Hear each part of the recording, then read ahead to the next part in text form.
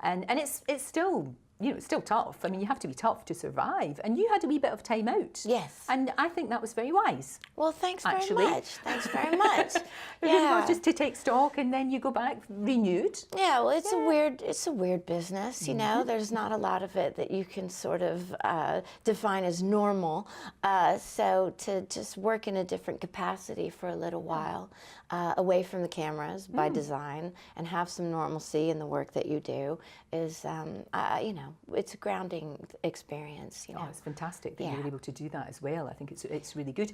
Do you remember the last Bridget Jones movie? And you came to our studio. Oh yeah. And you sat at the back. We didn't even know you were there because we were all very excited that you were coming in. And then this wee tiny figure was at the back, and you were just soaking it all up like a sponge. That's how you work. You just soak it all up. Very greedy.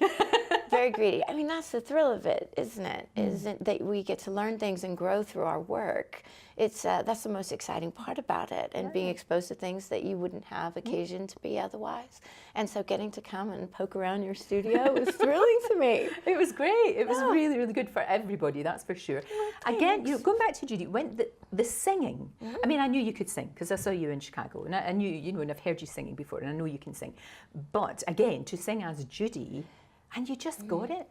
Thank you. Yeah, I mean, that's really kind. Because it comes when she sang, it was from her soul. You she had that throb in her voice, and it was from her. You know, she gave her whole being into the song. Yeah, I mean, didn't she? But she also had this just gift from the heavens that is inimitable. So, you know, I took that one out of the equation and put that over there and didn't look at it. You know, I just tried to familiarize myself with her style, because there are certain qualities to her performance style which are sort of, I don't know, definable as Judy, unique to Judy, and just kind of went from there. And then it's just joy, because that music is so wonderful. Amazing. It was even little gestures, like back in those days, the microphone had a wire. Oh, yes. And it was how and you always remember her doing this. And I used to watch her TV show, and she would throw the wire over her shoulder. And you just got that, you know, that gesture was just absolutely fun. I know, it was brilliant though. I missed it when we were finished. Missed it. I loved that. And just the way that she used to use her arms and her whole body, you know, that was so,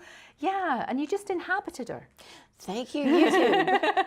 So exciting. All of these wonderful bits of archival footage is available, you know, just at the tap of your phone. It's unbelievable. Because I think, you know, 20 years ago, it would have belonged to someone's private library or something, and we'd never see these things. But now they're there, and you know, treasure to be mined. Coming in this morning, I saw there was like some of the outfits that you wore are on display for everybody to see. Again, when you put that on, when you get, because I know you must have been a couple of hours in makeup every morning. We pared it down. Right, we got better at it as we went along, and it took about 90 minutes at the end. Okay. So not so long. And I know you had trouble with the nose, but you would never know. No, good. You would never know. Wonderful. Yeah, no, those guys were fantastic. It was rare that anything didn't go well. It was the contact lenses that were the most interesting. Of course, because she had these amazing big brown eyes. That's right. You had to do all of that. And when you looked in the mirror and you as a Judy, that obviously has got to help the whole performance when you see yourself as somebody who looks so different to you. Well, it's nice layers to hide behind, which I love. With any you know, sort of undertaking, I'd love pile it on. We've kind of adopted you in the United Kingdom of Great Britain and Northern Ireland. Thanks so much, because it's reciprocal. Because obviously you've been here for all the Bridget movies, and then for Judy. Yes. So you feel at home here? Oh yeah, a little bit. Very much so. Oh yeah. Yeah, oh, I know my way around. I know the tube. I have my favorite shops and places to go. Yeah. And you can just do that. That's the thing about you, because you're a chameleon.